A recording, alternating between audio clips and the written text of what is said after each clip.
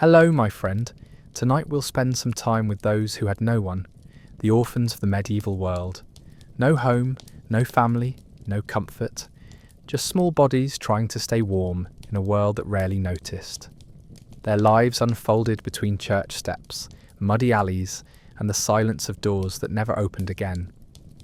Maybe quiet stories like this help you feel a little more at ease. If they do, feel free to like the video and subscribe, but only if it truly brings you peace. And let me know in the comments where you're listening from and what time it is there. It's always calming to know we're all here, quietly together. Now, dim the lights, make yourself comfortable, and let's drift back, slowly, into medieval Europe. They weren't born alone. In the beginning there was warmth, a mother's lap, a father's calloused hand brushing straw from the child's hair, a shared bowl, sometimes full, sometimes not. But there was still the feeling of a place, not grand, not soft, but a place where they belonged. Then came fever, or a slipped foot on a frozen road, or a sharp cough that didn't stop. Death didn't ask for permission. It simply stepped inside, sat at the fire, and waited its turn. The child watched without understanding, as someone who had always been there, stopped being there. And when the body was taken, no one looked back at the one left standing barefoot in the doorway. Neighbours didn't wait. They had their own troubles. A man with 3 mouths to feed wouldn't bring in a fourth, especially not one with nothing to offer but silence and need. Even kind glances didn't last long. Kindness was expensive, and pity soured into annoyance the moment a child lingered too long near a cart or stared too long at bread.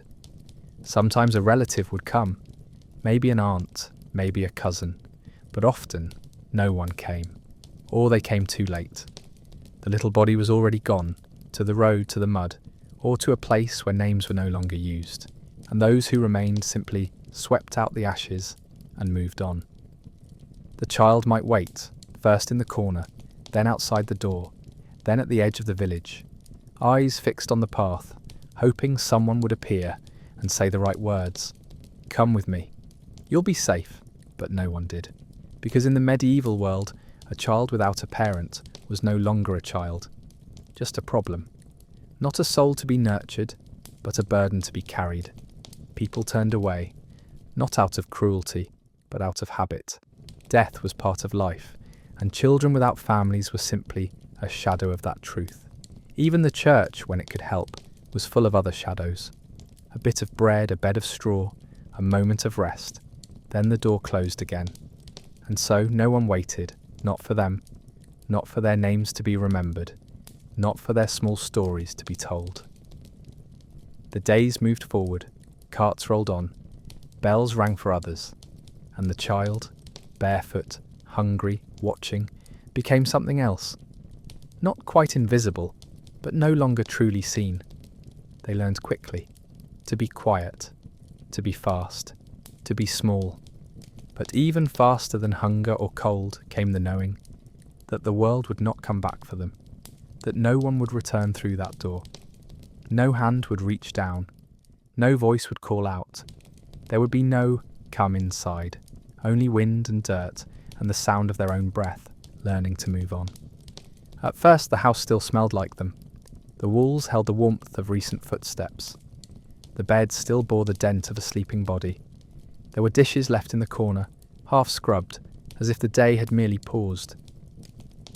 A shawl hung by the door, waiting for shoulders that would never return. The child stayed close to the hearth, as if the fire might somehow draw them back. Every sound outside became a possibility. A cough, a boot step, the creak of a cart. Maybe someone was coming. Maybe someone remembered. But hours passed, then days. The fire burned low, the food ran out, and the door, which once opened so often, didn't move again. It had become just another wall. The neighbours knew. Everyone always knew. Death didn't come quietly, and in tight villages, words spread faster than plague. People glanced toward the hut as they passed, but no one came in. No hand touched the latch. They had seen this before, a house that swallowed its last heartbeat and went still. Children might linger inside, but they weren't the house's owners anymore. Not legally, not socially, not even spiritually. Without parents, a home lost its name. It became a shell, something the wind moved through. And the child, even if they tried to keep sweeping the floor or boiling water over ashes, knew the truth. No one would knock. The house no longer belonged to anyone. At night, the child might light a stub of candle or sit in the dark listening. Each creak of the timbers made the heart jump. But it was always the wind. The child learned not to cry because no one answered. Tears used up water, and water wasn't easy to come by. Hunger gnawed louder than sadness. The house began to change. Corners that once felt safe became hollow. Shadows stretched longer. Familiar objects grew strange. Clothes no longer smelled of parents, only of smoke and mildew. In time, the door, once a promise, became a warning. Don't expect, don't hope. No one is coming. And then came the moment, slow or sudden, when the child stepped out. Sometimes it was because the roof started to leak and cold rain soaked the bedding. Sometimes it was rats or mould or the absence of anything left to chew. And sometimes it was just the silence. That unbearable waiting silence that said, louder than words, you are alone. So the child pushed open the door from the inside, looked once more at the walls that had stopped protecting them, and left. Not because they wanted to, but because the house itself had already let go. Behind them, the door swung in the wind a few times. Then it stopped. It would not open again. Not for them. Not for anyone. The hands were small, not from age alone, but from hunger. Fingers thin, wrists narrow, nails chipped and darkened. They moved quickly, almost invisibly, through the corners of spaces where others didn't look. Under benches after market day, in the cracks between barrels, in heaps of discarded straw where chickens had slept. The hands dug through ash piles beside the hearths of empty homes, feeling for something warm, something soft, something forgotten. A burnt crust, a shriveled root, even a mouse tail if it hadn't rotted yet. The ash was black and fine, and it stuck to their fingers and lips. It made them cough, but coughing meant little. When the belly felt hollow enough to echo, they learned not to wince when they bit down on grit. Hunger made dust taste like food. In the yards behind taverns, near dung heaps or pig pens, the hands worked just the same. There was no shame, only instinct. They stirred piles of manure with sticks or bare fingers, looking for undigested seeds, bits of barley, peels that hadn't fully spoiled. The smell was strong, but it was the smell of possibility. Rotten didn't mean inedible, not for them. Insects could be flicked off, mould scraped away. A child might crouch for an hour, eyes darting for watchers, hands busy in filth, before finding something worth swallowing. Sometimes they were chased away, stones thrown, shouts ringing behind them. But sometimes no one noticed, or pretended not to notice. A child rummaging through refuse was part of the scenery, sad but not surprising. Inside homes where they were not welcome, the hands still found their way. After Mass, when doors were left ajar, or adults too drunk to watch closely, children slipped in like shadows. Beneath tables, inside cold ovens, behind baskets, the trick was to be fast and quiet. A piece of lard left clinging to a wooden plate, a cup with the dregs of beer, even the stringy remains of a joint, gnawed already, but not yet scraped clean. They didn't take valuables, just calories, something to chew, to keep the stomach from folding in on itself. And when caught, and they were caught, the punishment came fast. A blow to the head, a boot to the ribs, a name spat like poison. But bruises healed.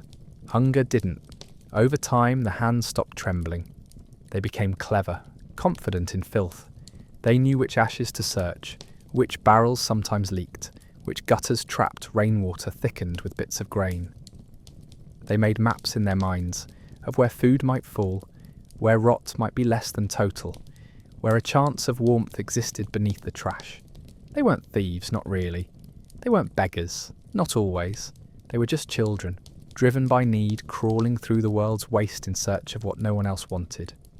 And in that quiet, unseen effort, in those blackened fingers and soiled palms, they practiced the most basic form of survival, finding what was left behind and making it theirs.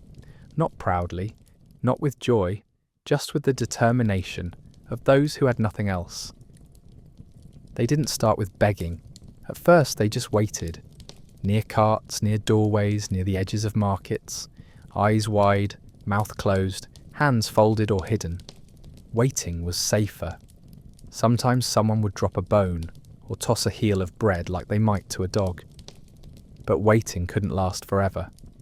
Hunger pushed them forward, past fear, past dignity, toward the words no child should have to whisper. Please, just a little. And the first time was the hardest. Approaching a stranger, reaching out an empty palm, letting the world see the need on your face. But the world didn't always answer with bread. Often it answered with a slap, or a boot, or worse, a sneer followed by laughter. Not cruel, just tired. Tired of seeing another mouth it couldn't feed. Sometimes they asked in the wrong place, near the church where people were supposed to care. But even there, the coin went to the box, not to the child. A priest might mutter a prayer but give no food. A merchant might shove them aside, claiming thieves always started with begging. A woman selling apples might say, "Earn it like the rest of us." But how? No tools, no name, no one to vouch for them. And if the child didn't leave fast enough, someone else would step in. A constable, a vendor with a broom, a passerby with a heavy hand, to remind them that need didn't grant permission. That open mouths, when small and dirty, were easier to shut with force than with kindness. Bruises weren't rare. They bloomed along ribs, arms, cheeks. Not all from fists, some from falls, from being shoved into corners, or tripped in the mud. A begging child was seen as a nuisance, a fly to be swatted, not a soul to be helped. People avoided eye contact, or worse, locked eyes and spat as if contempt were a form of discipline. The bruise that came from shame often lingered longer than the one from a blow. Being ignored was easier. At least silence didn't hurt. But a harsh word could dig deep. Get away, rat. You'll steal if I turn my back.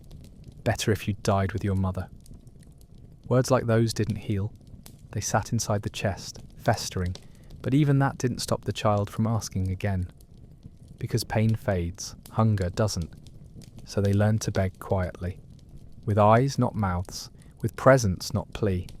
Standing near ovens where heat spilled out, or beside butchers at the end of the day, when scraps hit the ground. They learned which faces might soften and which ones stiffened with disgust. They learned to spot a traveller, someone less jaded, more willing to offer a coin or a crust. They memorised routes of the generous and avoided those who carried switches tucked in belts. And still, bruises came. Because even silence was sometimes too much. Because just existing, just being a small, dirty body in the wrong place, was enough to invite a strike.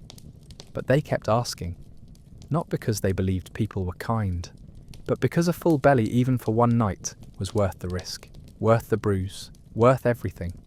They didn't have beds, not even straw pallets or shared cots like the poorer families managed. What they had was ground, and the hard knowledge of where that ground hurt least.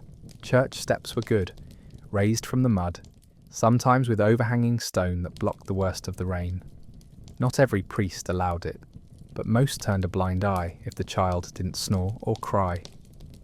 Near the bakery wall was another choice, not for warmth, but for smell. The scent of crust and yeast helped the stomach forget how empty it was. And when even those places grew too crowded or too watched, they moved to fences behind barns or under carts left idle after sundown. These weren't safe spots, but they weren't deadly either. That was enough. They learned to lie still before the light faded. Movement after dusk attracted dogs, or worse, men. So they curled up early, arms tucked tight around their ribs, legs drawn in to conserve whatever body heat remained. Sleep didn't come easy, not when the ground was cold and the air smelled of dung, rot, and distant firewood. But exhaustion always won. The body shut down not from comfort, but from necessity. And even in sleep, the ears stayed half alert for footsteps, angry voices, the scrape of boots too close. Sometimes they woke to kicks. Out of the way! Go die somewhere else. Other times to nothing, just the strange emptiness of having survived another night untouched. They knew when not to sleep. Too close to taverns meant drunks and thrown chamber pots.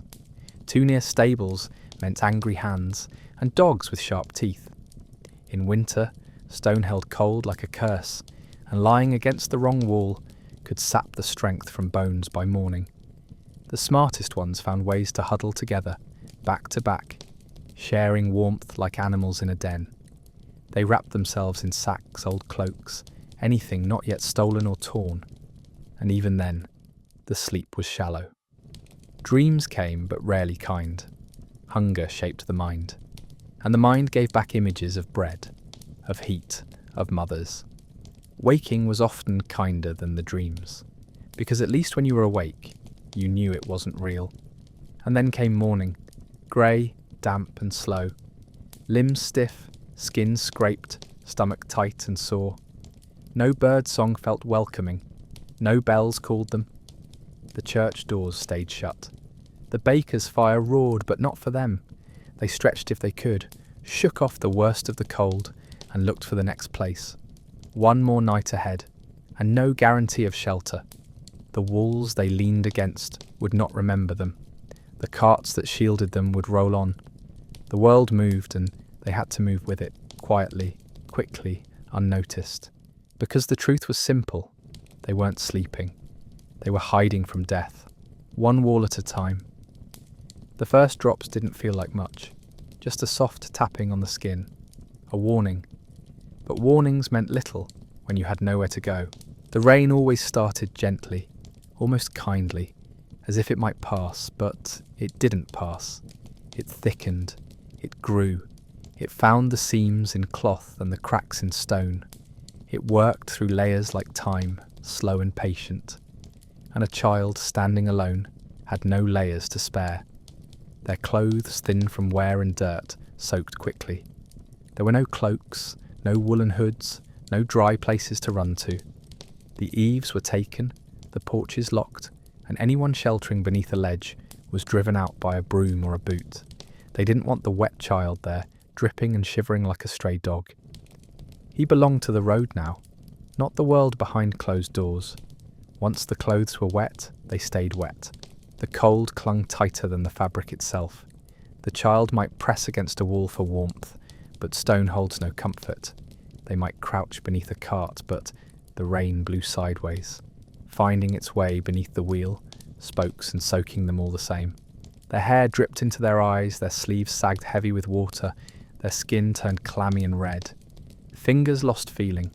Toes ached inside shoes, if they even had shoes. The ground turned to mud, sucking at ankles with every step. Puddles hid stones that bruised. Every motion became harder, slower, and the rain kept falling. Not violently, not cruelly, just constantly, the way night follows day. Without concern, without pause. There were no prayers that stopped it. A child might sit outside a chapel, hands folded, whispering to a God they only half believed in. But no door opened, no dry robe descended. The rain was indifferent to faith. And people were worse, they moved faster in rain, heads down, eyes averted. A wet child was easy to overlook, easier to ignore. They didn't want to see him hunched against the wall, his lips blue, his body curled inward, like a dying leaf. To acknowledge him would mean something had to be done. And no one had time for that. Not when the rain was falling on their own shoulders. Not when they had homes to reach, fires to tend, blankets to dry. He was just part of the scenery, a dark shape among darker shadows. Eventually, the shivering stopped. That was the part most didn't understand. When the cold sunk deep enough, the body forgot how to react. Muscles stopped fighting. The skin stopped crawling. There was a strange stillness, almost peaceful, as if the child had merged with the stone, with the mud, with the storm itself. They no longer blinked at the drops. They didn't flinch at thunder. The rain kept falling, but it no longer mattered. Because once everything you own, your clothes, your skin, your hope, is soaked through, there's nothing left to protect. You just wait. Not for rescue, not for kindness, just for the moment the sky stops weeping, so you can move again. Until then, you sit in it. You drown without water rising. And no one notices, because the rain didn't pity, and neither did the world. The church was supposed to be safe. That's what they heard. What some even believed. The tall stone buildings with their coloured glass and whispering halls held promises of warmth, of bread, of mercy. And sometimes those promises were real. A kind priest might press a crust of rye into a dirty palm, or let a child sleep by the kitchen hearth for a single blessed night. These men existed. Their voices were low, their eyes soft, their hands weathered but patient. They didn't ask questions, they didn't always preach. They simply saw a child and chose not to look away. In those rare moments, the child felt something close to relief. Not salvation, that was too big, too distant, but a moment of stillness in a life built on motion and fear. But not all priests were kind. Some gave only commands, loud and clipped, as if the child were a pest in God's house. Don't sit there, don't touch that. Leave before sundown. These priests carried their authority like a rod, and they wielded it often. The church was theirs, not God's, and they guarded it fiercely. A barefoot child near the altar was a stain, an interruption, not a soul. Some insisted that help must be earned. Recite the Psalms. Sweep the floor. Kiss the cross. They called it service. The child called it survival. And even when the orders were simple, they came with consequences. Fail to finish fast enough, and the door stayed shut. Mispronounce a prayer, and the crust was taken back. The mercy came with sharp edges, and every kindness dangled on a string that could be yanked away at any moment. Worse still were those who did nothing, who saw and turned away, who stepped over bodies curled at the threshold, or let the wind carry the whimpering out of earshot. These priests didn't speak harshly. They simply said nothing. They were too busy, too tired, too resigned.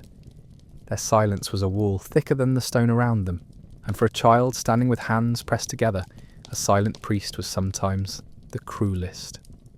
Because silence looked like peace from a distance, but up close, it was abandonment. The church door remained closed, not with a lock, but with indifference. And the child, once again, was left to wonder if they had asked too much, if warmth or bread or even a single look was more than they deserved. And then rarely, but not never, there were those whose kindness came twisted, who invited children inside, not out of compassion, but to satisfy urges cloaked in piety. The candles burned, the prayers were recited. But behind closed doors, mercy turned to menace. The child couldn't always name what was wrong, only that something was broken. Inside them, around them, some ran, some stayed silent, some didn't understand. Until much later, when the shame had already rooted deep. The church didn't always protect, it wasn't always holy. And for the orphan, who had nowhere else to go, even God's house could become another kind of danger.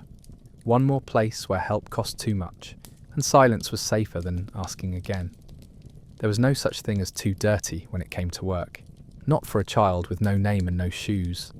The task didn't matter, only the chance to be useful, even briefly, even brutally. Hauling buckets of pig dung from one end of a yard to the other. Shoveling waste into pits that reeked of rotten urine. Scraping the blood off butcher's stones, while flies buzzed thick around the ears. It all counted. If someone needed it done, and no one else wanted to do it, it became a job. And if the child did it without complaint, they might get paid. Not in coin, not usually, but in something more immediate. A crust, a place to sit for an hour, a sip of warm milk, not yet soured. That was enough. Enough to keep going one more day. The work was endless and the rules shifted by the hour. One man might praise a child for scrubbing a floor with spit and sleeve, while another might strike them for touching anything without permission. There was no consistency, no fairness, just demand and consequence. They carried buckets that were too heavy, bent their backs until they shook, cleaned boots so thoroughly they could see their own reflection in the leather, only to be sent away without a word. But they returned the next day, because the alternative was hunger, or rain, or sleep in the gutter. Work wasn't about dignity. It was about staying visible, just enough to not be forgotten, just enough to be seen as something other than a stray. And the things they were asked to do, they did them all. Washing the sheets after childbirth, wiping vomit from the floor of a tavern, chasing rats from cellars, gathering dung with bare hands, licking grease from platters so clean no one would guess how they were scrubbed. Children were nimble, fast, easy to order and easier to replace. No one worried about injuries or fatigue. A cut hand could be wrapped in cloth. A bruised knee would stop hurting eventually, and if it didn't, they learned to limp. If the smell clung to them for days, if the blood under their nails wouldn't scrub out, they got used to it. They couldn't afford to feel disgust. Disgust was a luxury for people with options, and still, many turned them away. Too slow, too small, too filthy. They heard it all, but they kept asking, kept offering. I'll clean the stool. I'll hold the lamp. I'll carry the waste. Anything, truly anything, to stay moving, to stay close to where food might appear or fire might be lit. They didn't expect wages. They didn't ask for thanks. Their bodies were their only tool, their only offering. And as long as that body could bend, lift, drag, scrape, or kneel, they were employable, at least until someone stronger, older, or less broken showed up. Then they'd move on. To the next barn, the next square, the next stranger who needed something cleaned and didn't care who did it. Because in their world, work meant anything, and anything was all they had. There was no real brotherhood among the forgotten.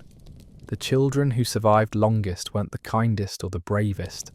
They were the quickest, the roughest, the ones who understood that sharing meant having less.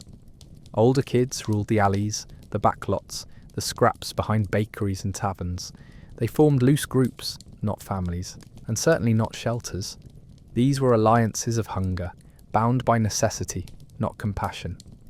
And when food appeared, a dropped turnip, a torn heel of bread, a smear of fat on a cracked plate, the older ones always reached first, not because they were stronger, though many were, but because they'd learned long ago that in a world that gives nothing, taking fast was the only rule that mattered. The younger ones watched. They learned early to stay quiet, to hover near, but not too close, to wait for the crumbs that might fall from the scraps. If they reached out too soon, a slap would teach them patience. If they complained, the others laughed. Or worse, taught a lesson with fists or boots. Among the orphans, strength became its own form of currency. The ones who'd seen more winters, who'd slept in more mud, who'd stolen more bites, they made the rules. They chose who got the last potato peel, who was allowed to share the warmth of a hay pile, who was chased off for trying to join. There were no leaders, only survivors, and the price of survival was often someone else's hunger.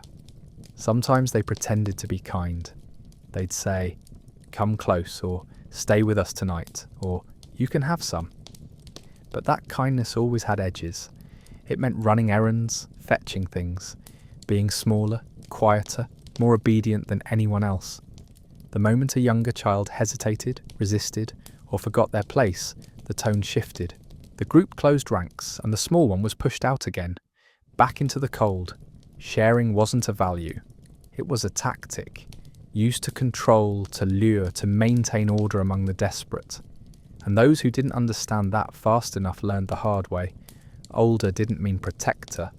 Older meant hungry too, just smarter at hiding it. So the smaller ones stopped hoping. They learned to scavenge alone, to wake before the others, to sleep with arms around whatever scrap they had. They avoided eye contact. They stepped aside without being told. And sometimes they simply vanished. Carried off by sickness, cold, or the slow unravelling of a body that hadn't eaten enough in too many days. No one marked their absence. The older ones simply moved closer to the next weakest, because the street didn't raise children. It devoured them, and those who lived longest did so not by helping, but by never hesitating to take what little remained First, always first, even if it meant stepping over someone smaller to do it. Sometimes someone would say the words every orphaned girl wanted to hear. "We'll take you in." It came gently, with a warm smile or a soft hand on the shoulder. The offer sounded like rescue, like a new beginning, like safety. A bed maybe, clothes not patched a dozen times, a place to sit and eat without being chased. For a girl who'd been cold for too long, the promise could make her cry with relief. But the tone of voice didn't always match the intent. The people who said it weren't always kind, and the words taken in began to mean something else entirely. Not protection, but possession. Not adoption, but acquisition. Because in the medieval world, a girl without family was not just vulnerable, she was useful. They were brought into homes as servants, officially, but there were no contracts, no wages, no rest days. Chores were endless: scrubbing, hauling water, gathering firewood, cleaning latrines, tending to the younger children of their benefactors.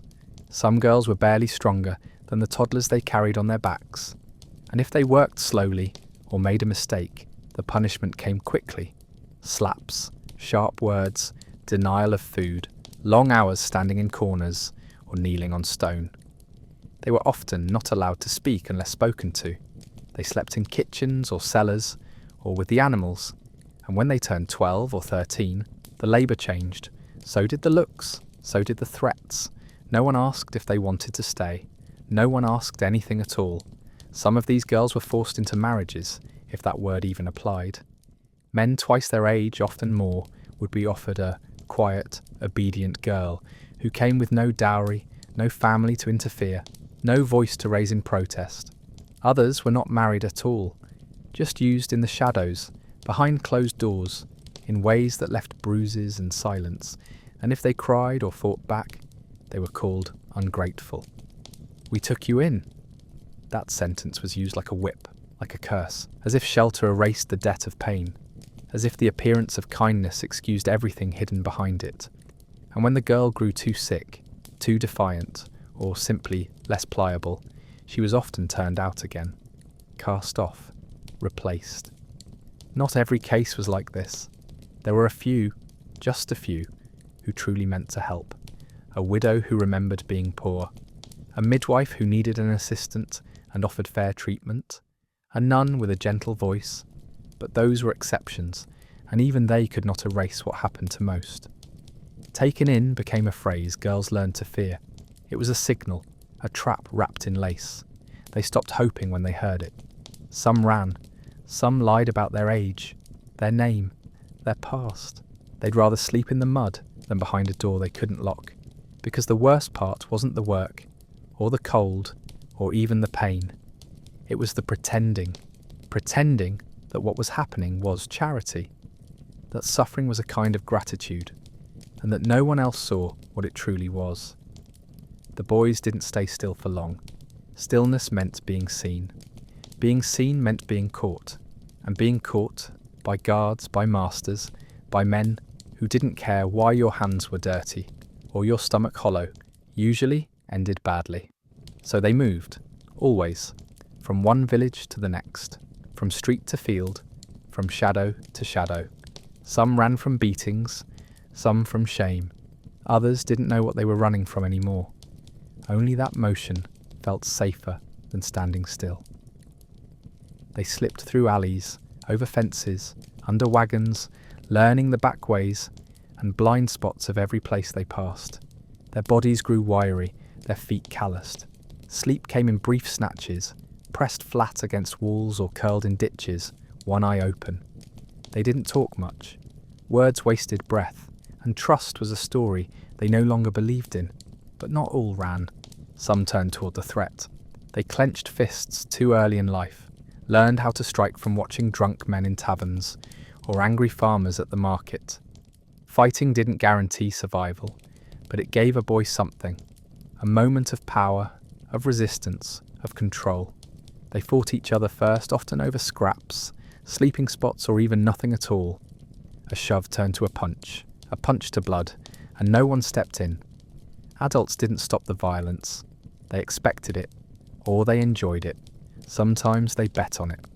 A skinny boy with fast hands could earn a bit of bread if he hit the right jaw. Others fought the world, stealing from carts, breaking into storage sheds, throwing rocks at dogs that chased them from the gate.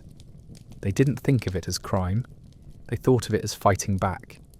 There were hierarchies even among the abandoned.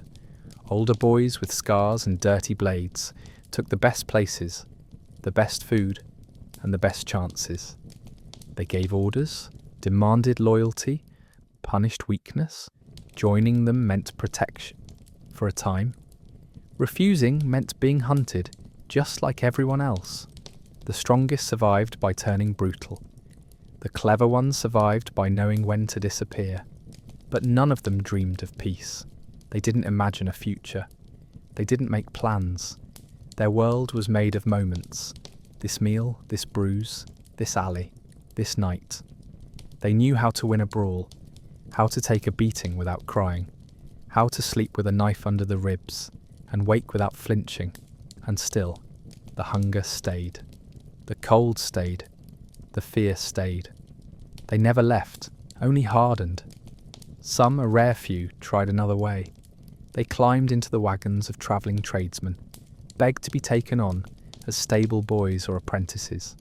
A few were accepted, handed rags or brooms and told to prove their worth.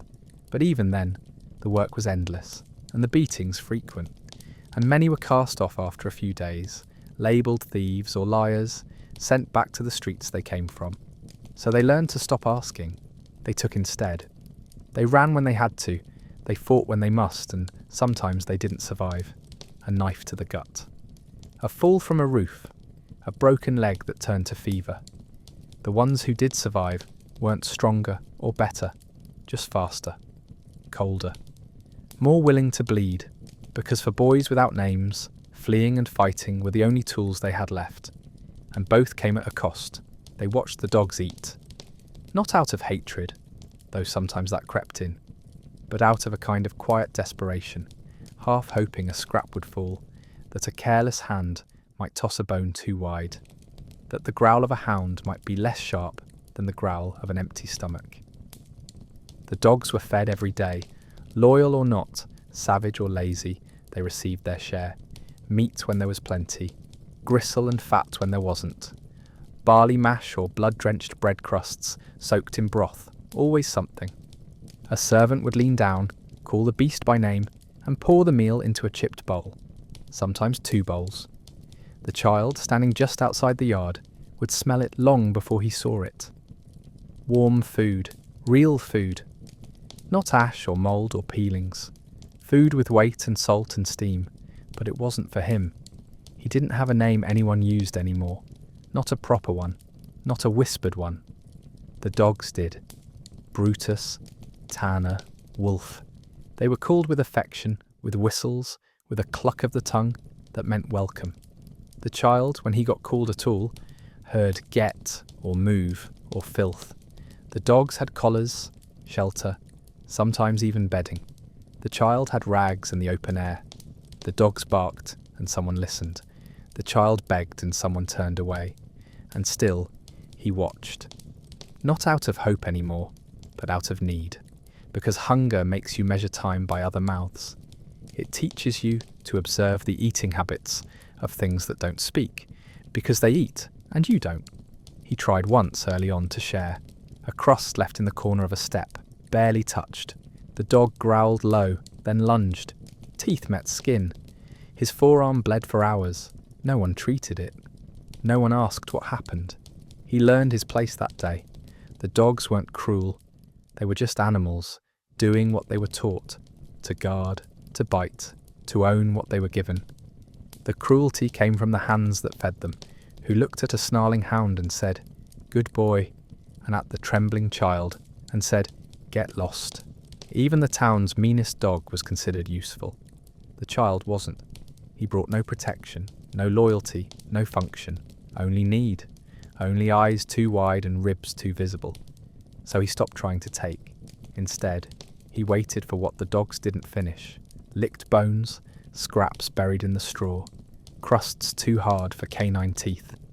He waited until the dogs wandered off or fell asleep. Sometimes he crawled on hands and knees to the corner of a yard, scooping cold leftovers into his mouth before someone spotted him. Sometimes he followed behind, keeping just enough distance to not be chased, but close enough to grab what was dropped. It wasn't dignity. It wasn't survival, not really, but it kept the worst of the hunger from turning fatal. And every time he chewed something that passed through a dog's mouth first, he reminded himself that at least the dog had eaten, and that maybe, just maybe, tomorrow the scraps would be larger, or the growl softer, or the hand feeding the dog would forget to look behind. Because in his world, even the animals stood above him, and the dogs, at least, never lied. They got fed first, and they knew it. The ground was never gentle. It was gravel, mud, frozen ruts, broken glass, sharp straw, manure, and it was everywhere. For the orphans, the feet met the world directly, without protection, without pause. There were no shoes, not torn ones, not wooden clogs, not even scraps of leather tied with string. Nothing. Just skin against the filth of roads and the bite of seasons. At first the feet bled often. Stones cut, thorns pierced, the smallest splinters swelled into angry boils. Later, the soles grew hard, cracked like old bark, thickened by habit and neglect. But toughness didn't mean safety. A hidden shard could open a wound too deep to clean. A winter morning could numb toes to the point of silence, and then to black. The pain wasn't the worst part. It was knowing that even the dogs had better. Shoes were rare even for the poor. A child with shoes was a child with someone, a parent, a master, a name. Shoes meant investment. You didn't waste leather on someone who might die in a ditch next week. And so, orphans walked barefoot through towns, where others turned their eyes. When it rained, their feet slipped and split. When it snowed, they wrapped them in rags if they could find any. But soaked cloth didn't stop frostbite, it only delayed it. Every step in winter was a gamble. Whether the toes would wake again, whether the cold would stop at pain, or keep going to numbness, to rot. Some children lost parts, a toe here, another there, slowly, quietly, until even walking hurt less than stopping. Sometimes they found a shoe, just one, half a boot discarded in a ditch, cracked and stiff, or something dropped from a cart. But a single shoe meant trouble. Wearing it made you a target. Older boys stole it. Adults assumed you'd stolen it. Priests asked too many questions. So some children hid their prizes, only wearing them at night, one foot warm, the other bare, as if half blessing was safer than none. Others tried to make their own, wood slats bound with twine, soles cut from ruined barrels. They never lasted. The world wore through such efforts faster than hope could replace them. Still, the child tried, because even the poorest imitation of a shoe was a small rebellion against the earth's constant punishment. A few times, once in a great while, someone gave them a real pair. Maybe a kind widow, maybe a tanner who took pity, maybe a nun who whispered, "Don't tell the others." And in that moment, the world shifted. The child stood straighter, walked further, didn't flinch at every stone. But shoes wore out, or were stolen, or outgrown, and when they were gone, it felt worse than never having had them. Because now the feet remembered comfort, now the skin knew what it was missing. The ground seemed sharper after that, more personal in its cruelty, and the memory of leather, soft, warm, protective, clung in the mind like a ghost. Shoes weren't clothing, they were privilege. They were a dream. Too fragile to last, too rare to count on. And for most orphans, they remained just that, a dream walked over, step by painful step. Winter didn't knock. It slipped in unnoticed, first through the air, then through the skin, then into the bones. There was no moment when a child could say, "Now it has begun." It was already there. In the morning breath turned to fog, in the frozen mud that wouldn't give underfoot, in the silence that came when birds disappeared and the wind whistled like a warning. The orphans didn't prepare. They couldn't. There were no furs to unpack, no stacks of firewood, no warm stews to boil. Their rags grew stiffer with frost each morning. Their fingers stopped bending easily. Sleep became a gamble. They crawled under carts, into dry ditches, beside walls still holding a little warmth from the previous day. But the cold followed them, pressed against their backs, curled inside their sleeves. It didn't argue, it didn't punish, it simply took. The first to fall were the smallest. They'd lie down to rest just for a moment and never rise. No screams, no struggle, just stillness. A few children would gather near in the morning, prod the body, check the fingers. If they were stiff, they moved on. If they weren't, they waited. Maybe the child would wake, maybe not. No one cried anymore. Tears froze before they reached the cheeks. And besides, the dead didn't need mourning. They needed warmth, which the living could no longer spare. Sometimes older boys stripped the bodies, not out of cruelty, but out of logic. One less mouth, one more scarf, a second layer for someone who might last a little longer. In the world they lived in, mercy froze faster than blood. Every part of the body ached in winter. Toes turned purple, then black. Fingernails split, lips cracked open, oozing, then crusting over. Hunger felt different in the cold, not sharp, not gnawing, but distant, dull like a memory. The body focused on keeping heat, not chasing food. Children moved slower, they spoke less.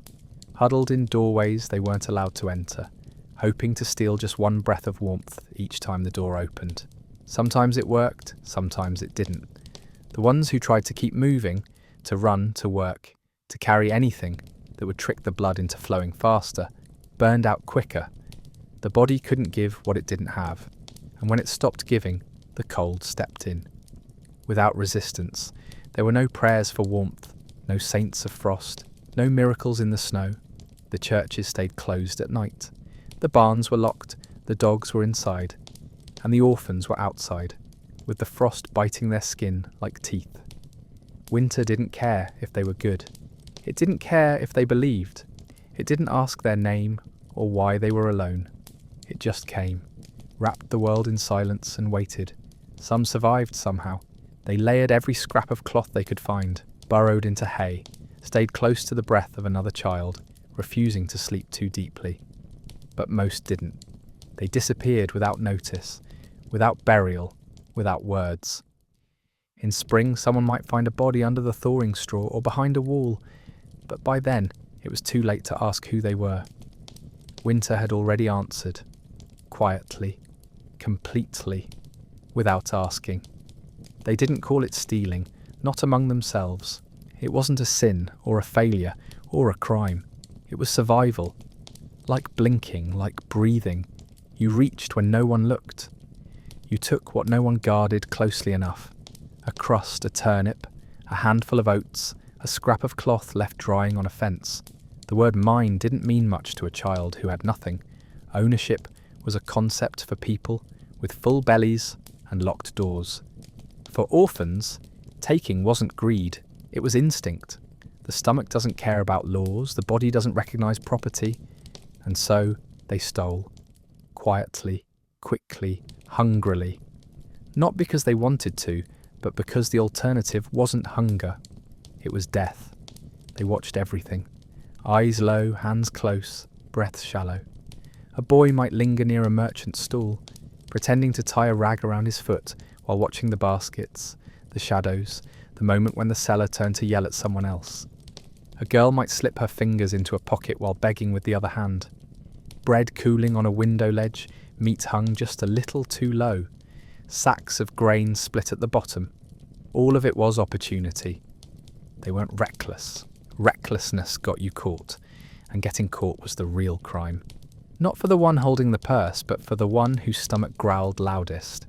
Adults didn't see desperation. They saw filth. They saw thievery. They saw something to be punished publicly, if possible. The punishments varied.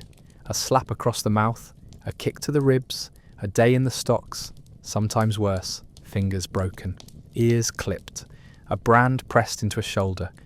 A child caught stealing could be made into an example, especially if there was a crowd. It wasn't about justice. It was about fear. Fear that the hunger in one body might spread to others, that taking might become contagious, And so they learned to be invisible, to melt into walls, into crowds, into shadows. They practiced dropping what they stole the instant they were seen. Better to lose a meal than a limb. They never boasted, never laughed about a successful grab. Joy made you slow. Guilt made you hesitate. Survival required neither. Still, they kept stealing.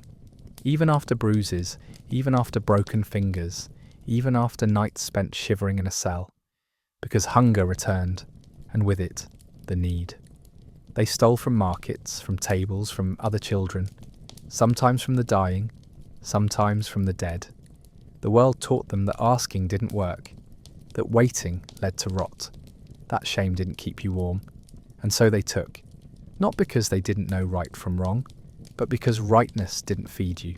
Because in their world, crime wasn't the act. It was being noticed. It was failing to be fast enough, quiet enough, invisible enough. Stealing, they learned, was life, and only the unlucky got punished, not for what they did, but for doing it too slowly. Some didn't die, not in the first winter, not in the second. They kept breathing when others didn't. Their legs carried them through mud and frost and pain. Their hands found scraps where no one else looked. They ducked before the fist landed, ran before the guard reached for his club, swallowed things that turned the stomach inside out, but still gave enough energy to move. They grew lean, sharp, cautious. Life clung to them not because it was merciful, but because it hadn't yet found a reason to let go. People called them lucky, survivors, but they didn't feel lucky. They didn't feel anything most of the time. Just hunger, just cold, just the next minute, the next day, the next bruise that didn't bleed as much as the last. Their bodies changed. Ribs pushed against skin, joints stiffened early, teeth loosened before they should. They looked older than they were, eyes too still, backs bent too soon, and inside they hardened in ways no one could see. They didn't flinch at pain anymore, didn't blink when someone screamed. Death was no longer frightening. It was familiar, a neighbour. What scared them was the waiting, the long, slow ache of days with no change, no hope, no end. They watched new children appear in the alleys, wide-eyed and soft, and they didn't offer help. Not because they didn't care, but because they knew what was coming, knew what it took to survive, knew how little survival meant once you achieved it. Some found work, if it could be called that, carried sewage buckets for pennies, cleaned butcher shops for a scrap of tendon, let their backs be used as stepping stools. Their fingers cracked open on frozen iron. Some were taken in by those who needed a body, not a child. They earned their food with silence and obedience. Their beds were corners, their wages were commands. Others joined groups, not gangs, not truly, but clusters of others like them, bound by a single truth, that being alone made you easier to forget. In a group you could disappear together. You could watch each other's backs until someone didn't get back up, and when that happened, you kept walking. You didn't bury, you didn't cry, you just remembered for a while. Living didn't mean escaping, it didn't mean winning. It meant bearing the weight of memories that had no one to be told to. It meant carrying the faces of those who didn't make it. The boy with the limp, the girl who always whispered songs, the twin who never let go of his brother's hand. They stayed in the mind, half real, half ghost, and every day the ones who survived stepped further away from who they might have been. Childhood didn't return. Trust didn't regrow. Joy, when it came, was thin, brittle, momentary. A warm fire glimpsed through a window, a plum dropped by a merchant, a moment of sleep without nightmares. They didn't die quickly, but not dying wasn't the same as living. It was just the space in between. And it was long, too long. They existed, but just barely. Tucked behind churches on the outskirts of towns, sometimes run by nuns, sometimes by no one at all. Places called orphanages more out of tradition than truth. The word suggested care, order, safety, but inside they were none of those things. The buildings leaned, the windows didn't close, the straw on the floor reeked of urine. The walls were damp, crumbling in places, crawling with mould. There were no blankets, only bodies huddled close. No warmth, except for what small fires could give before the wood ran out. And there were too many children, always too many, more than beds, more than bowls, more than anyone could possibly feed. The doors stayed open because they had no way to close. Children wandered in, but rarely came out better. Those who ended up there weren't the lucky ones, just the ones who had no other hiding place. They were counted but not named, slapped before they were spoken to, shoved into lines for bread that ran out before the line did. Food came in tin buckets, the same slop every day, sometimes warm, often not. Meat was a rumour. Salt was a gift. Hunger never left. And neither did the rats.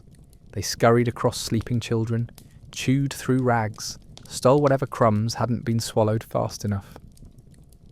The youngest cried. The oldest stayed silent. The ones in between learned to mimic stillness. Noise brought attention, and attention, more often than not, brought to pain. Discipline ruled, not kindness.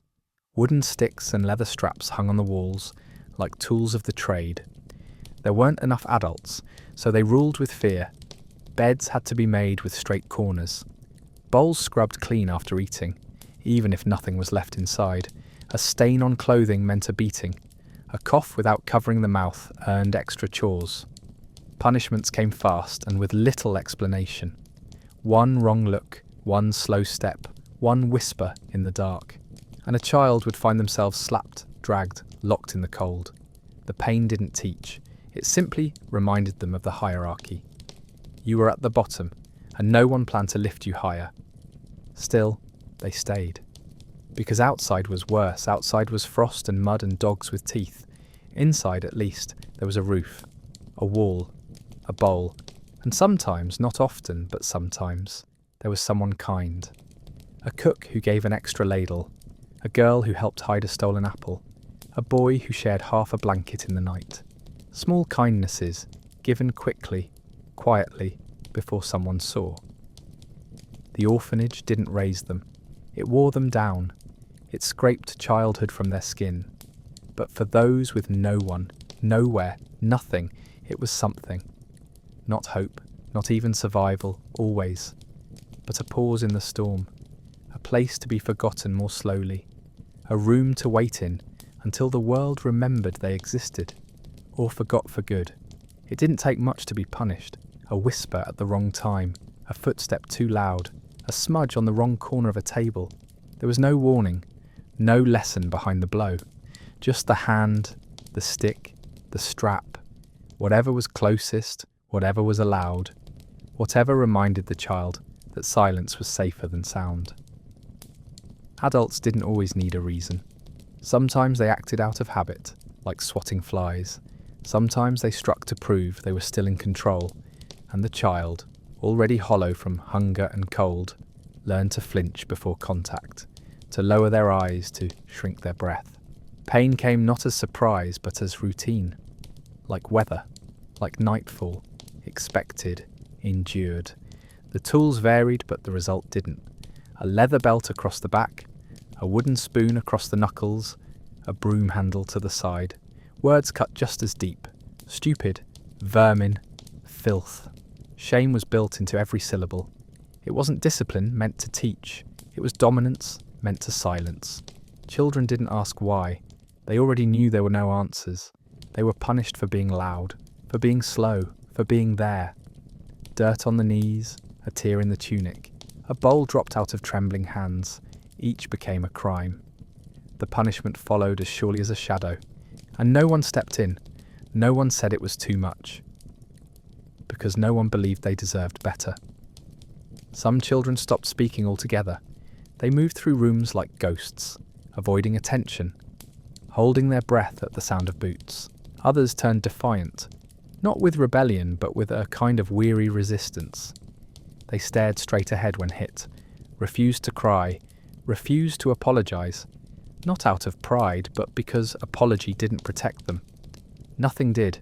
Even the kind ones, when they existed, couldn't always stop it. There was no law that said how many times a child could be struck. No limit to how much pain one small body could be made to carry.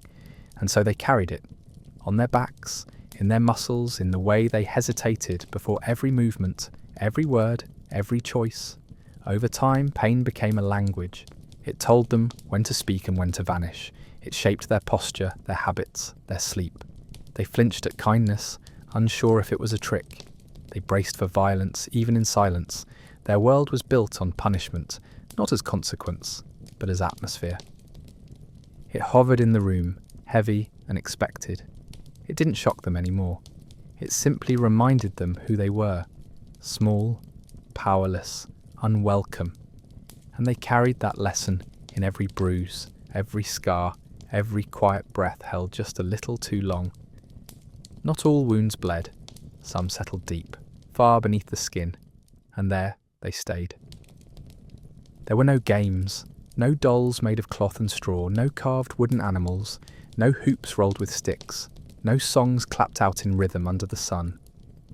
Those belonged to other children, the ones with mothers who stitched, fathers who carved, homes with corners safe enough to laugh in. Orphans didn't play.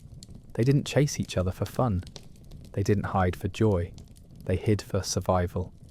The alleyway wasn't a fort. It was shelter from wind and eyes. A crate wasn't a castle. It was something to sleep behind. Even their hands, small and clever, never made toys. They searched for crumbs, they clutched rags, they kept close to their bodies, always ready to grab and run. Play was a word they heard from a distance, from behind fences, from children who could afford to fall down and laugh. Laughter, if it came at all, was quiet and brief.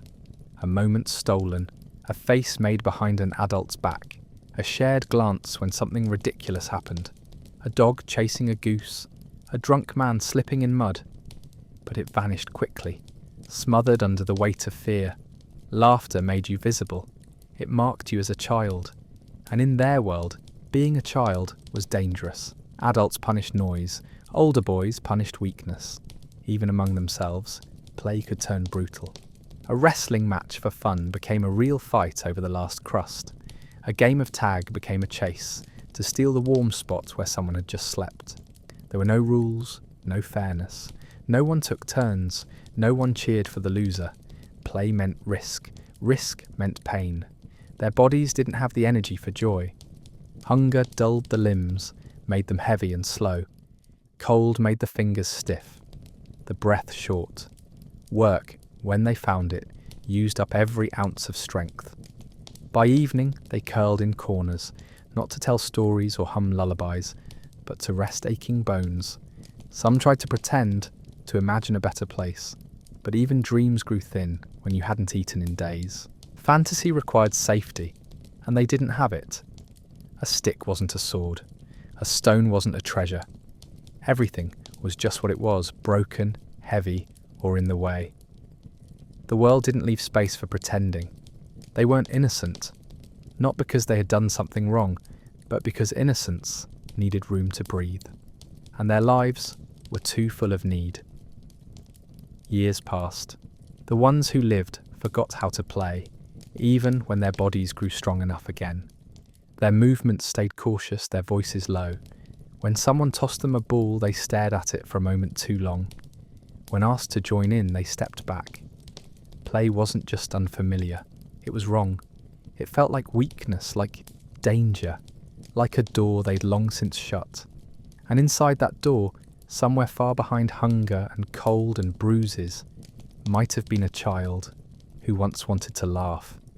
But they didn't remember that child. They remembered the stones beneath their feet, the silence of the alleys, the way joy made you visible, and visibility got you hurt. So they didn't play.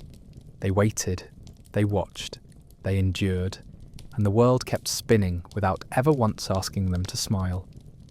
They had names once, whispered softly in the arms of a mother, called across fields by a father, carved into wooden toys, sewn into shirt hems. Names given with care, with meaning, sometimes passed down through generations, sometimes chosen just for the sound. But names require someone to speak them, someone to remember.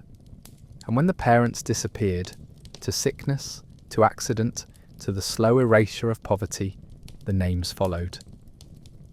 No one asked, "What's your name?" They asked, What do you want? What are you doing here? Can you work? The answer never needed a name, just hands or silence, a nod, a bowed head.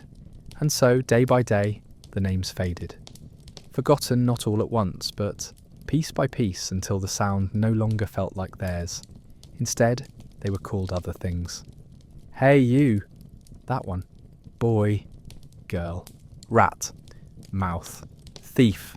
The words changed depending on who was shouting and what they were shouting for. None were affectionate.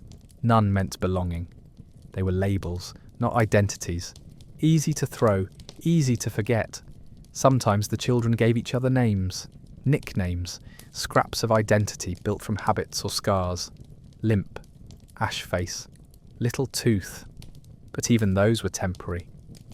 When someone vanished, no one wrote their name down.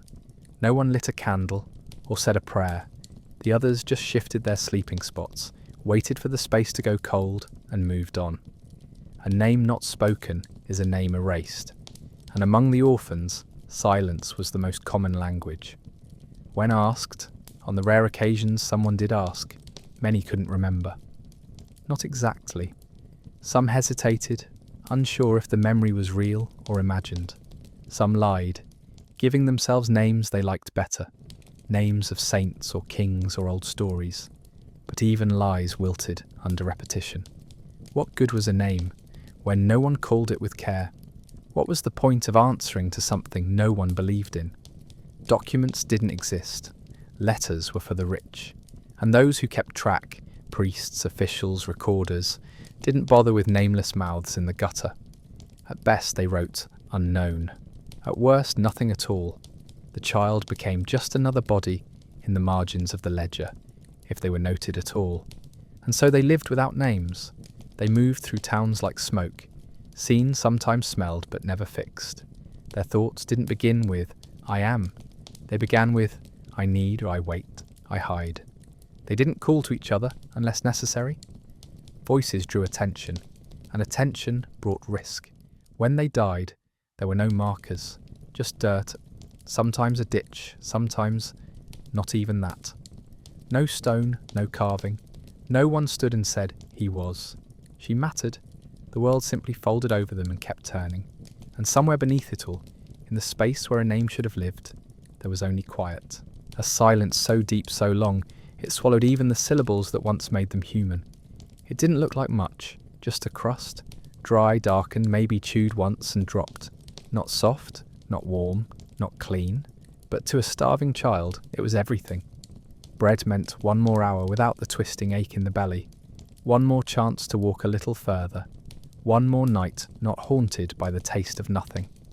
And when two children reached for the same piece, neither let go. It started with hands clawing, nails scraping over dirt and flesh. Then came the elbows, the kicks, the tearing of cloth, the cracking of bone. Sometimes they cried out, sometimes they didn't. And when it was over, one child had the bread. The other had blood in their mouth, their own or someone else's. The fight was never about cruelty. It was about need, and need didn't leave room for mercy. Older boys waited for moments like that. They didn't need the bread, not immediately, but they needed control. So they watched from shadows, let the fight break out, then stepped in at the last second.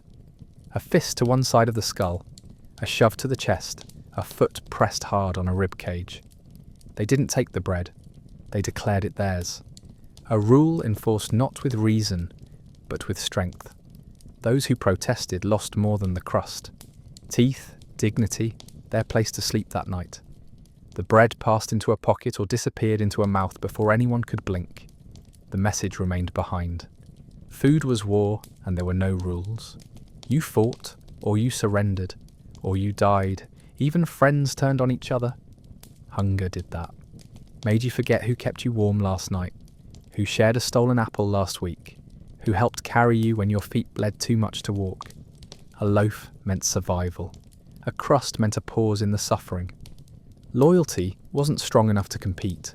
You saw it in the eyes, hesitation, calculation, a flicker of guilt just before the fist landed. And afterward, there was silence. No one apologised. No one cried. They chewed with their heads down, pretending not to hear the others, breathing hard in the dark. Tomorrow they might share again, but today they'd bled. And blood once spilled stayed in the cracks of the street long after the crumbs were gone. Some learned to kill for it, not with knives, not at first, but with rocks, with boots, with anything heavy enough to silence the other child for good. It wasn't common, but it happened, especially in winter, especially when days passed with nothing but empty air in their stomachs. Bread wasn't just food, it was power. Whoever had it lived. Whoever didn't, begged. And begging got you nowhere. The world didn't hand bread to orphans. It made them fight for it, made them prove they were still strong enough to want it. And in that brutal proof, blood ran often, quietly, efficiently, as ordinary as rain. Bread was never just bread. It was proof that you were still alive, proof that you were still willing to do what it took to stay that way. They drifted toward the armies not because they believed in flags or kings, but because the soldiers left crumbs behind. After a marching line passed, there was always something: a gnawed bone, a torn sack, a half-rotted onion, sometimes even a broken boot that could be wrapped in rags. Armies moved with chaos, and chaos meant opportunity. Orphans watched from hedges and ditches until the noise of hooves and steel softened into campfires and drink. Then they crept closer. Some carried nothing, others brought knives, bowls, stories, anything to make themselves useful. A few were caught and kicked back into the fields, but others were allowed to stay. Not because anyone cared, but because armies needed bodies. For lifting, fetching, cleaning, dying, especially dying. They weren't soldiers, not really, but they followed close enough to smell the iron and smoke. They carried water for men too drunk to stand. They dragged buckets filled with waste, scraped fat from cauldrons, polished boots black with blood and soil. Some were given belts and told to scream at other children.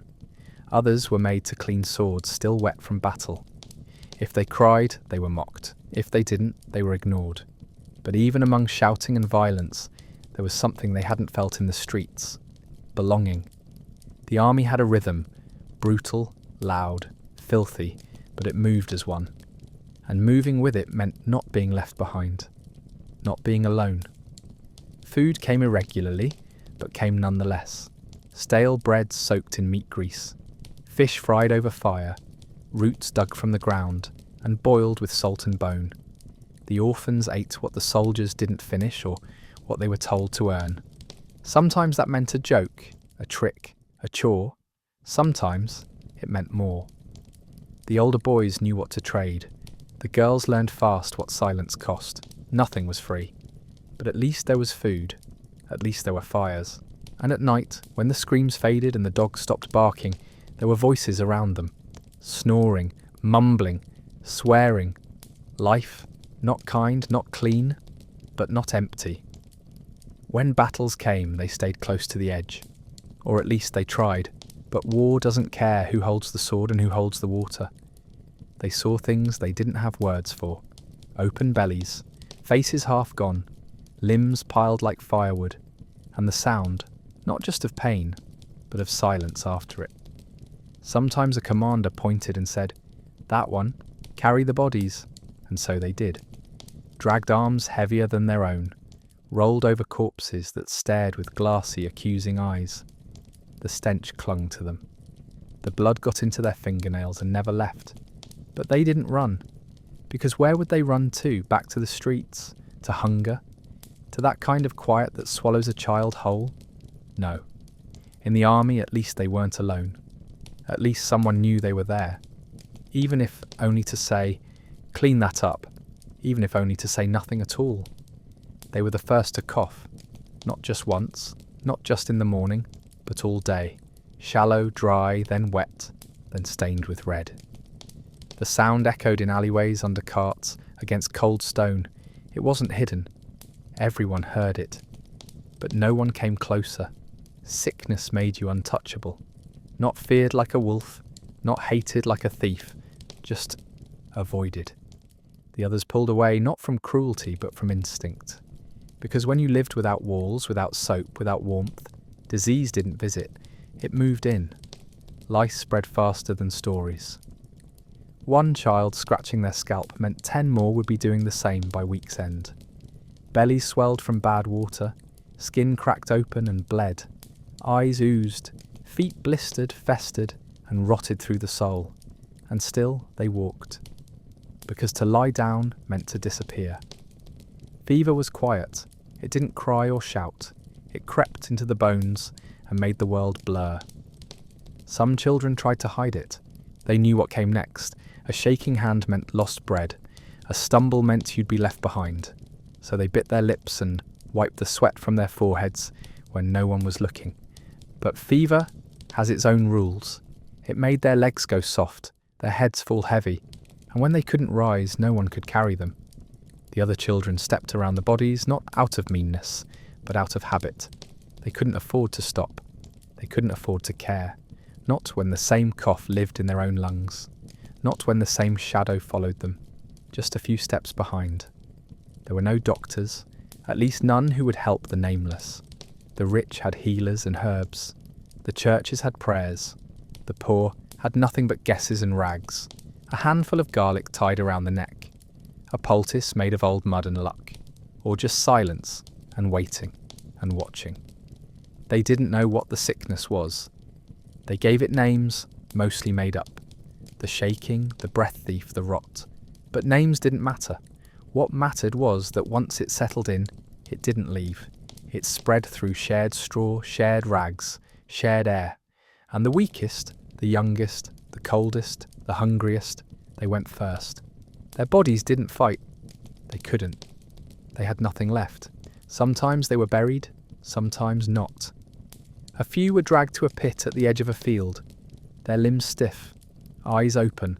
Others were left in alleyways, curled in the same position they'd fallen asleep in. The world didn't stop for them. It barely noticed. The rats came faster than prayers.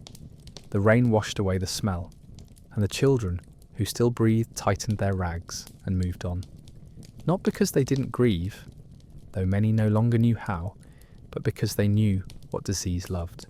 It loved stillness. It loved weakness. It loved bodies already close to breaking. So they kept walking, kept coughing, kept hoping the shadow wouldn't catch them yet. Because when it did, there would be no one left to step around them. Only sky, only cold, only silence. They didn't look like much. Ragged clothes, hungry eyes, hands that trembled or dug through the trash. But there was something dangerous about them. A glint that made the adults stiffen when they passed by.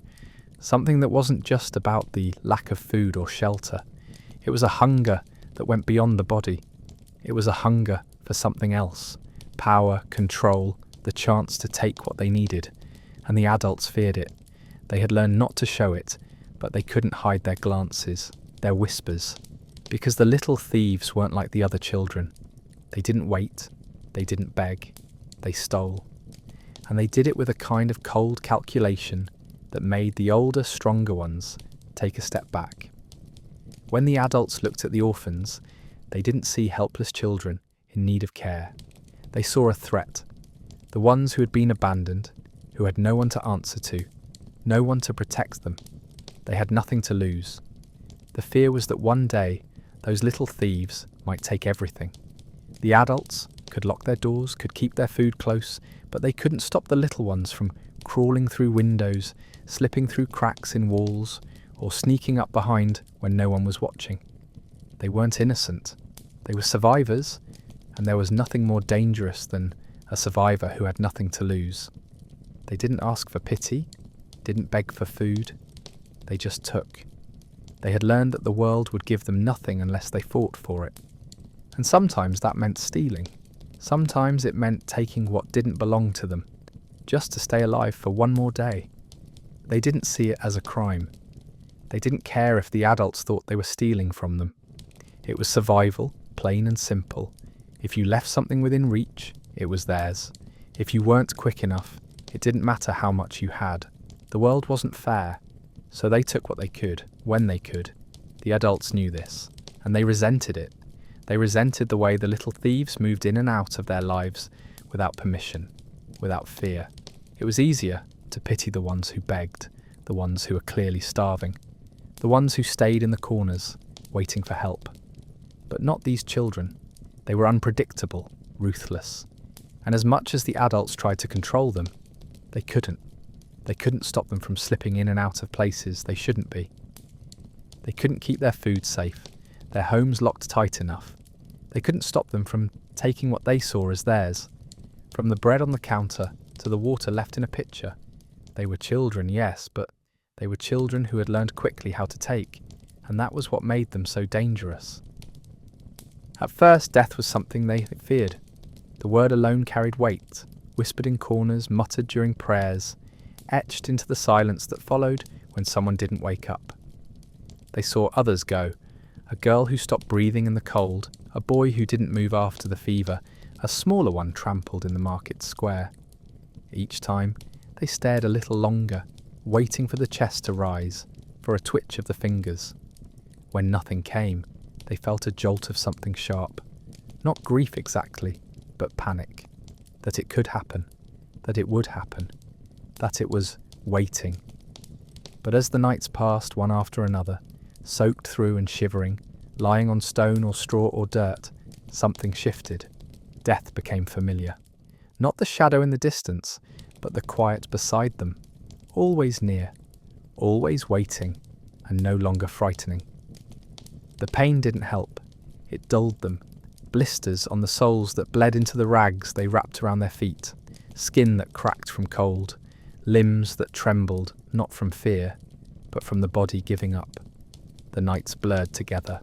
Each one colder than the last, wetter than the one before. Hunger gnawed more slowly now. Not the sharp ache of a fresh stomach, but the dull throb of a body that knew better than to expect food.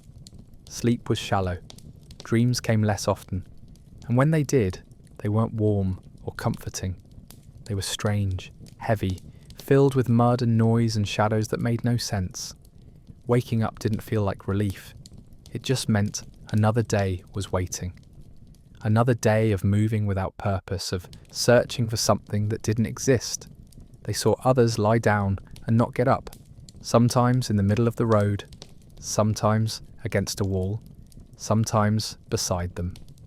No one screamed, no one shook them. If their chest didn't move, they were gone. And it was quiet, not violent, not loud, just stillness.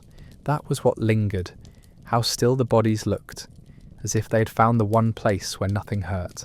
No barking dogs, no cold wind, no footsteps to flinch from, just peace. And when the child looked at them, at the slack face, at the open hands, they didn't recoil. They just watched, wondered, maybe even envied. Because after so many days of suffering, the idea of stopping didn't seem terrible. It seemed gentle, like letting go. And so death lost its edge. It wasn't the monster under the bed. It wasn't the punishment for doing wrong. It was something else, a relief maybe, an end. Not something to chase, not exactly. But something that, if it came, wouldn't be unwelcome. They stopped crying when someone died, stopped praying to be spared. The prayers felt strange in their mouths anyway. What God let children rot in the rain? What saviour turned away from dirty faces and swollen fingers? No. There was no fear left, only fatigue. And when they curled up at night, beneath a broken cart beside a wall that smelled of smoke and piss, they didn't beg for life. They just closed their eyes and thought, maybe tonight. Not with dread, not with desperation, just quiet, just stillness, just a faint hope that it might, finally, be over. It didn't happen often. Most days passed without a single soft word, without a glance that wasn't suspicious, angry, or indifferent. The world didn't slow down for orphans, didn't make room for their hunger or their cold. But once in a while, a moment arrived, quiet, small, almost forgettable.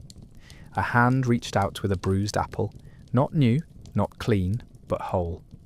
Or a woman pressed a hunk of bread into a child's palm, without speaking, without asking for anything in return. No lecture, no scolding, just food, just a gesture. And in that moment, the child didn't feel saved, but they felt seen. Not as a problem, not as a mouth, not as a threat, just as someone who existed. And that was enough to make them pause. enough to carry them into the next hour, the next place, the next hard night. Sometimes it wasn't food. Sometimes it was a word. A gentle, careful now instead of move. A question like, are you all right? Even if they didn't know how to answer it. Or even just a name, someone remembering their name, saying it like it mattered, like they had a place in the world. No one followed up. No one offered a home or a future. But for that instant, the harsh edges of the world softened. The sky seemed a little wider. The wind didn't bite so hard. The body didn't hurt quite as much. And even though nothing had truly changed, everything felt just a little more bearable. Because kindness didn't need to be large to matter. It just needed to happen. Those who showed it were rarely the ones expected to. A butcher who turned his back for a second longer than necessary, letting the child take what he didn't say he saw. An old man who placed a flask of warm water on a step and walked away before it could be refused. A stable hand who let them sleep in the hay, just once, just for a few hours, without waking them or shouting. These weren't saints. They had their own troubles, their own weariness.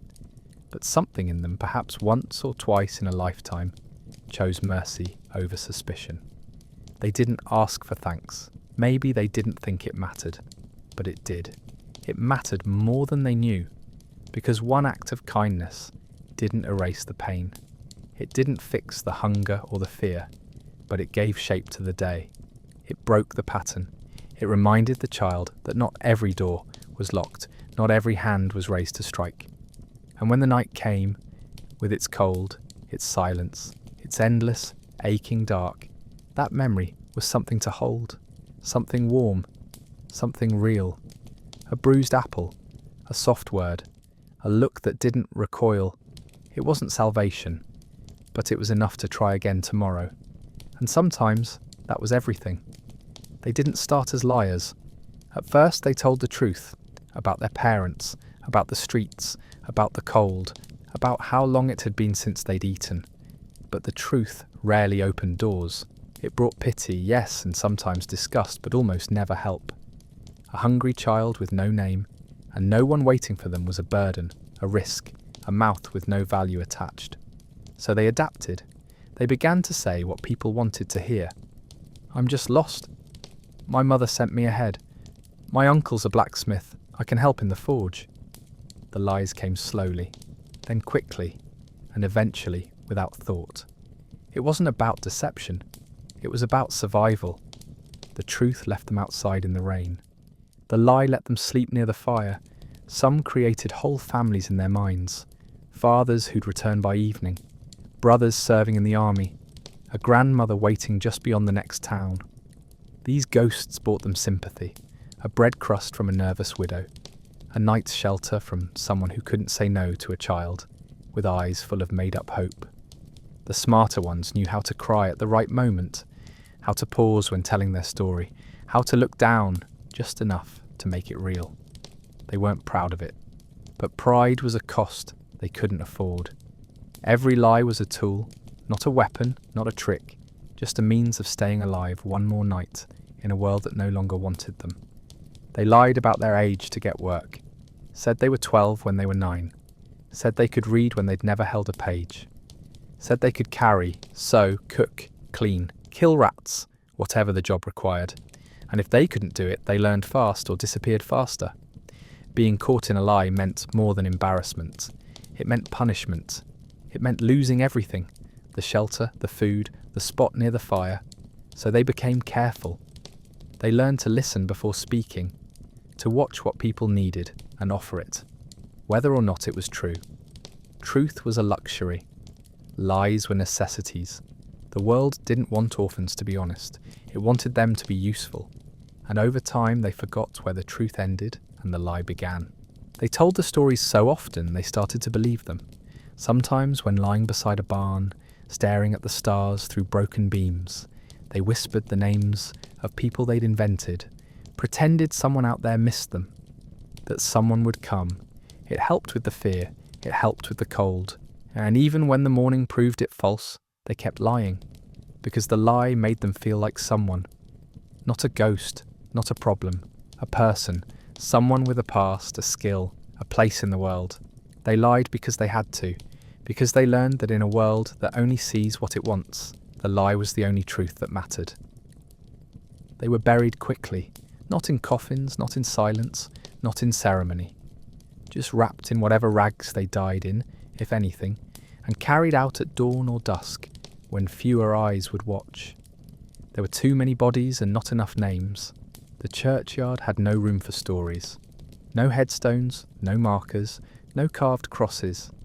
Just a trench dug behind the chapel, or near the fields, opened when the pile of the forgotten grew too tall. A brother of the order, or a gravedigger paid in bread and beer, would lower the child into the earth without speaking. Sometimes a priest muttered a half prayer under his breath.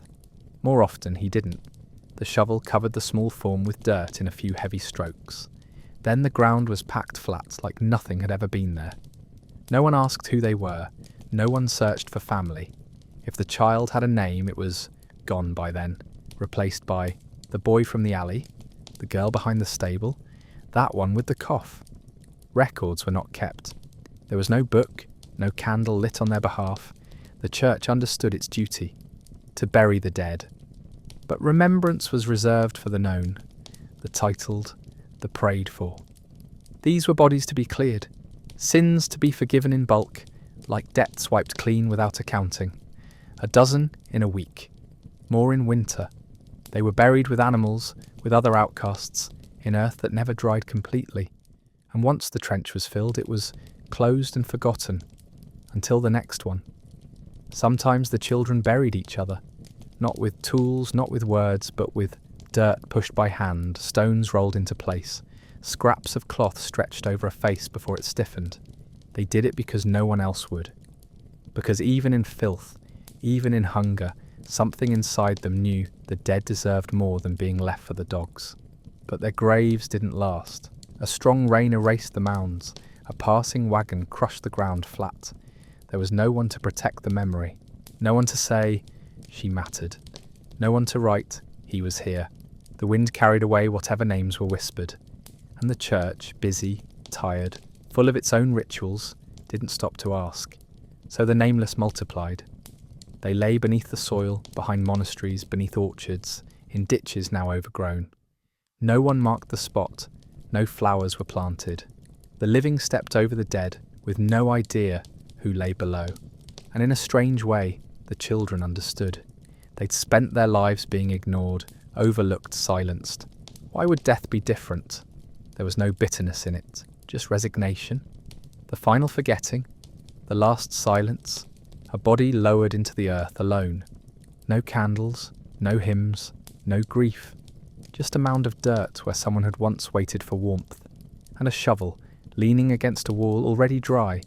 They didn't stand out. That was the point. The ones who lived long enough learned to move without being noticed. To speak only when spoken to step aside before anyone could decide. They were in the way. They learned to lower their eyes, to hold their breath in the presence of authority, to nod without promise. Over time, they shed pieces of themselves, the twitch of laughter, the tilt of the head when curious, the reflex to ask, why? They survived by subtraction, and those who watched them, if they noticed at all, called them the lucky ones, because they didn't die, because they grew older, because their bodies kept moving, even as their voices fell silent. But survival came with its own cost. To be forgotten by the world was one thing.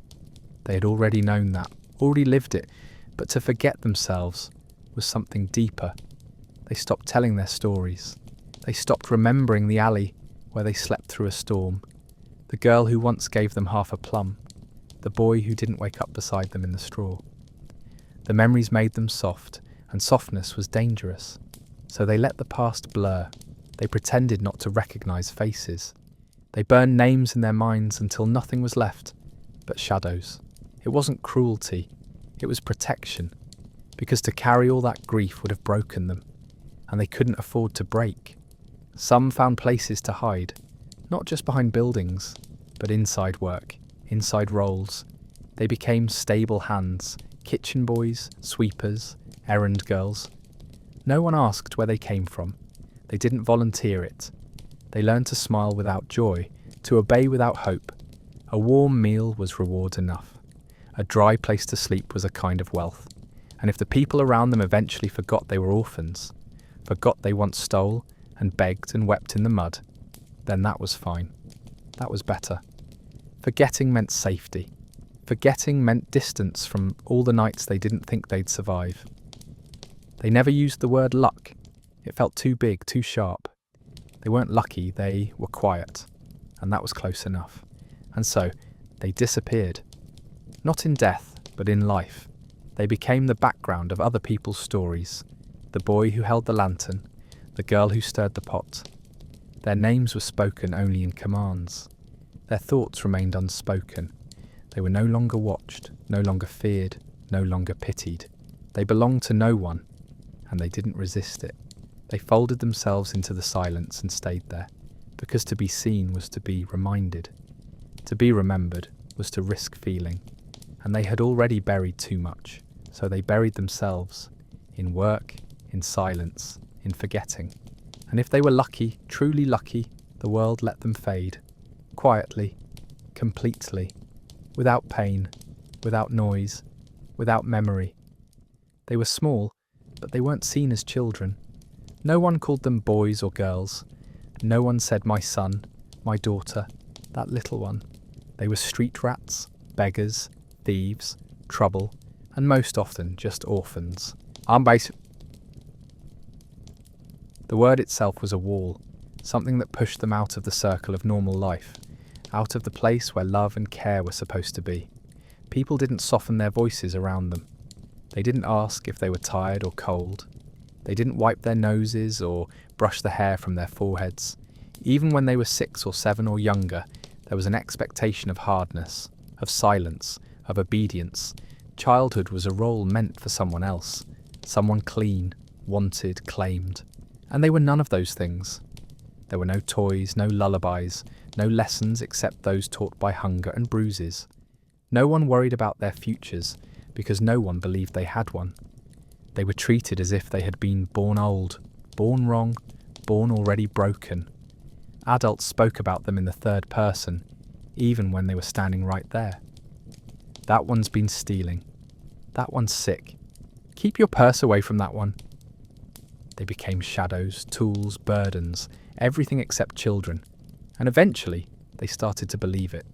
They stopped reaching out for hands that wouldn't hold them. Stopped looking for softness in faces that never offered it. They hardened themselves to survive, not because they were strong, but because they had no choice. If they cried, they were told to shut up. If they smiled, people asked what they were planning. If they tried to play, they were accused of idleness. There was no space for innocence, no room for weakness. Being a child meant being cared for, being forgiven. Orphans were never forgiven. Every mistake, every accident, every broken item was their fault, and proof of their nature. People thought of them not as children who had lost everything, but as creatures who would take everything if given the chance. The pity that should have been theirs had long since turned to suspicion, and the compassion that could have saved them was reserved for those with names and homes and parents to speak for them. So they stopped trying to be children. They stopped asking, stopped hoping, stopped remembering what it was like to be rocked or read to or kissed on the forehead. The word child became something they only heard from afar, on feast days, in sermons, in conversations that had nothing to do with them. And the word orphan became a cage they couldn't escape. It followed them everywhere, stuck to their skin, their breath, their future. No one asked what they wanted to be when they grew up. No one believed they'd live long enough to find out. They were not seen as beginnings. They were seen as end, or of families, of patience, of order. And so, slowly, quietly, completely, the world stripped them of the one thing they were still supposed to have, a childhood, and left them standing in its place, forgotten, unnamed, and alone.